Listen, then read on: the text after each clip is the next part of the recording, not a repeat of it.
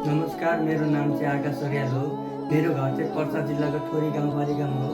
हाल अहिले चाहिँ म भरतपुर सोह्रमा बस्दै आइरहेको छु र यो भिडियो बनाउनुको मुख्य कारण चाहिँ क्यान्सरको बिमारीहरूलाई निःशुल्क म क्यान्सर अस्पतालसम्म मैले पुर्याउने छु। केही शुल्क लाग्ने छैन। लामो समयदेखि चाहिँ मैले यो अटो व्यवसायको काम गरिरहँदा चाहिँ धेरै क्यान्सरको बिमारीहरू देखेको कारणले गर्दा चाहिँ मैले पनि केही गर्नुपर्छ है, केही सहयोग गर्नुपर्छ भन्ने धारणा राखेर मैले चाहिँ थोरै समय भए पनि बिमारीहरूको लागि छुट्याएको छु।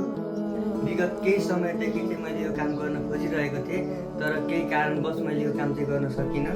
हाल यो 2082 साल वैशाखबाट चाहिँ यो काम मैले सुरुवात गर्न गइरहेको छु। आशा छ हजुरहरू सबैजनाले साथ सपोर्ट गर्नुहुन्छ भनेर। र आउँदो यही आइतबार आमाको मुख हेर्ने दिनबाट चाहिँ मैले यो काम सुरुवात गर्न गइरहेको छु।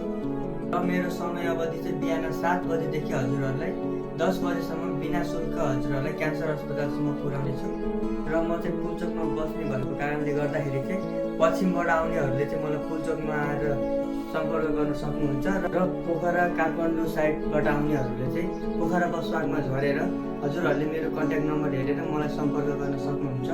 र हजुरहरूले यो भिडियोलाई चाहिँ सक्दो सेयर गरिदिनु होला ताकि यो भिडियो सबै सामु पुगोस् र आशा छ हजुरहरू सबैजनाले सेवा गर्ने मौका दिनुहुनेछ भनेर। हस्त, धन्यवाद।